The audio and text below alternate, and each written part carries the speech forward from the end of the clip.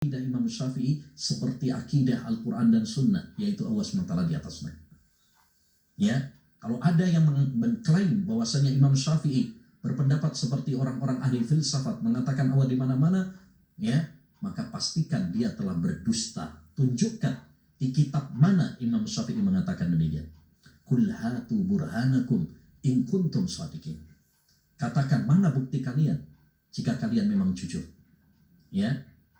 Yang kedua juga tadi dapat kita ketahui bahwasanya Imam Syafi'i menetapkan sifat nuzul. Allah itu turun ke langit dunia.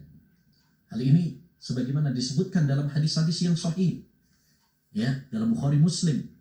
Bahwasanya Nabi SAW mengatakan yanzilu rabbuna tabaraka wa ta'ala ila sama'id dunya. Allah SWT turun ke langit dunia pada sepertiga malam terakhir. Kita tetapkan Allah turun ke langit dunia. Tapi bagaimana turunnya? Wallahu a'lam, kita nggak tahu. Yang penting kita menetapkan Allah SWT turun. Yang mengabarkan adalah Nabi SAW. Jangan kemudian kita merubah, oh yang turun adalah malaikatnya, yang turun adalah rahmatnya. Ya. Kalau kita mengartikan yang turun adalah malaikatnya, bagaimana dengan lanjutan hadisnya? May yad'uni fa astajiba lahu. Siapa yang berdoa kepadaku saya akan kabulkan. May yastaghfiruni fa aghfir lahu. Siapa yang minta ampun kepadaku saya akan ampuni. Mungkinkah malaikat mengatakan demikian? Enggak mungkin. Ya, itu tidak mungkin kecuali hanya Allah Subhanahu wa taala saja. Karena yang bisa mengabulkan doa, yang bisa mengampuni dosa-dosa hanyalah Allah Subhanahu wa taala. Jadi, akidah Al-Imam Syafi'i rahimahullah dalam masalah tauhid, baik rububiyah, uluhiyah dan asma wa sifat, ya, akidah beliau jelas sesuai akidah Ahlus Sunnah wal Jamaah. Berikutnya akidah beliau dalam masalah Al-Quran. Karena Al-Quran ini adalah sumber beragama kita. Ya, maka kita perlu mengetahui bagaimana akidah yang benar tentang Al-Quran ini. Ya, apalagi ini termasuk rukun iman. Kita tahu salah satu rukun iman adalah mengimani tentang kitab-kitab. Salah satu kitab adalah Al-Quran. Ya. Bagaimana akidah Imam Syafi'i dalam masalah Al-Quran? Beliau mengatakan, ya, sebagaimana diriwayatkan oleh Imamul Baihaqi dalam kitabnya Manaqibus Syafi'i. Ini kitab yang paling bagus tentang biografi Al-Imam Syafi'i, 2 jilid, ya, Al-Imam Al-Baihaqi. Ini ulama bermadzhab Syafi'i yang paling tahu tentang Al-Imam Syafi'i. Beliau pernah mengatakan, menukil perkataan Al-Imam Syafi'i, Al-Qur'anu kalamullahi ghairu mahluk. Al-Quran itu adalah firman Allah Subhanahu wa ta'ala, bukan makhluk. Jadi kita meyakini Allah Subhanahu wa ta'ala itu punya sifat kalam, berbicara. Wa kallama Allahu Musa taklima. Allah berbicara dengan Nabi Musa dengan sebenar-benarnya. Maka kita tetapkan Allah Subhanahu wa ta'ala punya sifat berbicara, tapi bicaranya Allah tidak sama dengan makhluk. Dan salah satu firman Allah Subhanahu wa taala adalah Al-Qur'an. Ya, maka kita meyakini Al-Qur'an itu firman Allah dan dia bukan makhluk. Bahkan dalam riwayat yang lain, Al-Imam Syafi'i mengatakan, "Wa man qala mahlukun faqad kafar." Siapa yang mengatakan bahwasanya Al-Qur'an itu makhluk, maka dia telah kafir. Kenapa? Karena kalau kita mengatakan Al-Qur'an itu makhluk, berarti mengingkari sifat kalam bagi Allah Subhanahu wa taala, menganggap Allah itu bisu, dan itu aib bagi Allah Subhanahu wa taala. Orang yang bisu, yang cacat tidak pantas sebagai Tuhan. Makanya Dajjal disebutkan oleh Nabi SAW, Dajjal itu akwar, ya, matanya cacat.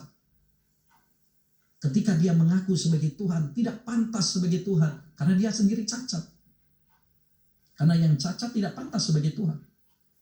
Yang kedua juga, kalau kita mengatakan Al-Quran itu makhluk, berarti Al-Quran bukan firman Allah SWT. Kalau itu bukan firman Allah SWT, tidak bisa dijadikan sebagai hujjah dalam beragama. Kalau Al-Quran itu makhluk, yang namanya makhluk bisa mati. Kalau dia matinya bulan Sya'ban, Ramadan baca apa? Ya, makanya menarik, pernah diceritakan bahwasanya Al-Imam Ahmad bin Nasr, seorang ulama Ahlus Sunnah wal Jamaah, pernah beliau meruqyah seseorang. Ternyata orang yang kesurupan tadi, jinnya mengatakan, "Da'ni ya imam ukhannikuhu fa innahu yaqulul Qur'anu mahluk."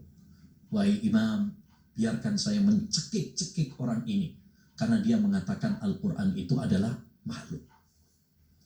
Maka hati-hati dari paham-paham yang mengatakan bahwasanya Al-Qur'an itu adalah makhluk.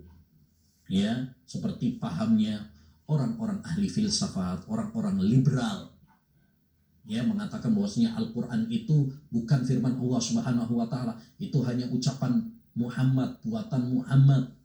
Ya.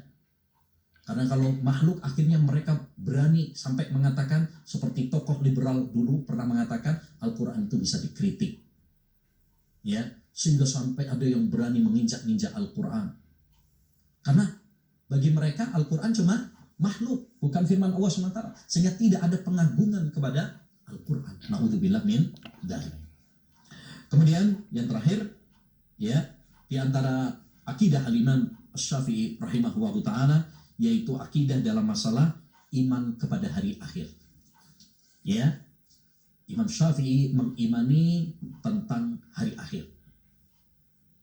Semua yang diberitakan oleh Allah dan diberitakan oleh Rasulullah SAW tentang peristiwa-peristiwa setelah kematian, ya, sampai nanti hari kiamat, sampai nanti pada hari akhirat, surga, neraka, ya, itu artinya beriman kepada hari akhir.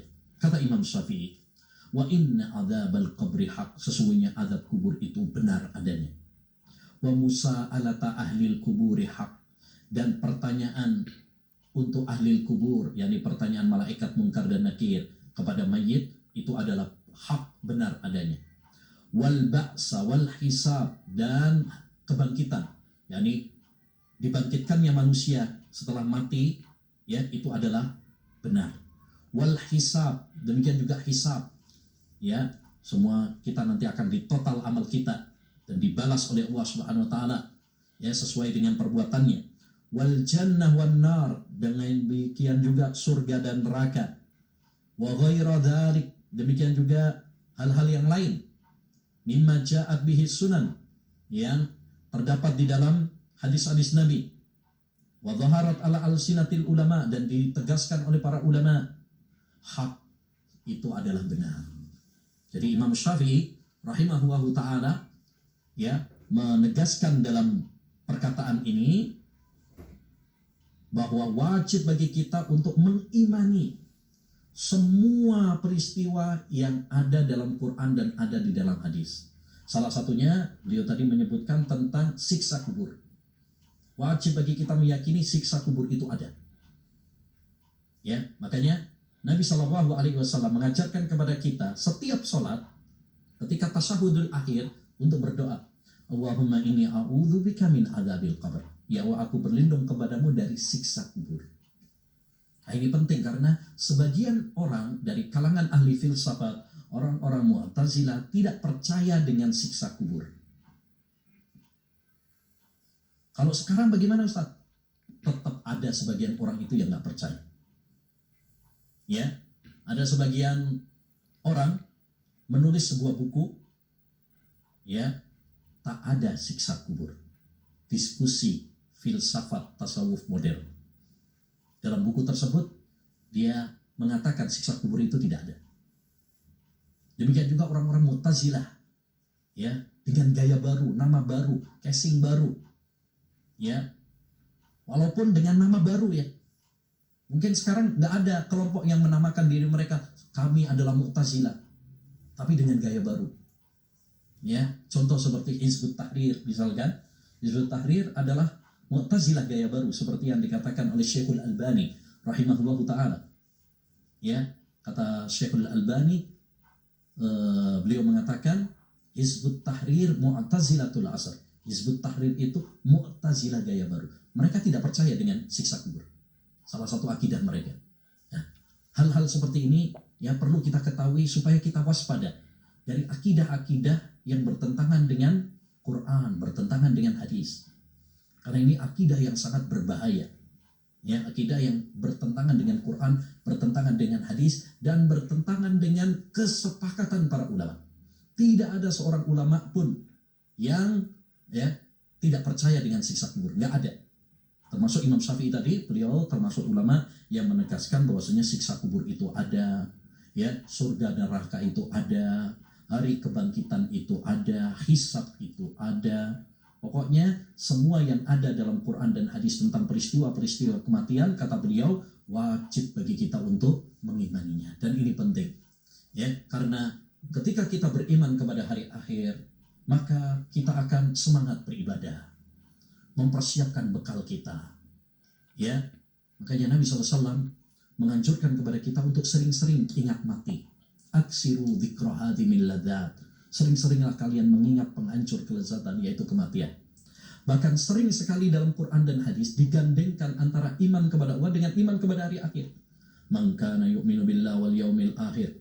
Siapa yang beriman kepada Allah dan hari akhir. Kenapa sering digandengkan? Karena pentingnya iman kepada hari akhir. Dengan kita beriman kepada hari akhir, seorang mukmin akan semangat beribadah kepada Allah, mempersiapkan bekalnya, ya, tidak terlena dengan gemerlapnya dunia. Dia akan segera bertobat dari dosa-dosanya, ya, dia akan qanaah, ridha dengan apa yang telah Allah berikan, karena dia sadar bahwa dunia ini hanya sementara. Adapun kehidupan yang hakiki, kehidupan yang abadi adalah kehidupan di akhirat nanti, ya. Saya kira itu para pemirsa Roja TV Bandung dimanapun berada yang semoga dirahmati oleh Allah Subhanahu wa Ta'ala. Demikian juga para pendengar Radio Roja Bandung dimanapun berada yang semoga diberkahi oleh Allah Subhanahu wa Ta'ala. Ini yang bisa kita sampaikan pada pertemuan pertama ini tentang akidah Imam Syafi'i. Insyaallah Ta'ala nanti kita sambung lagi pada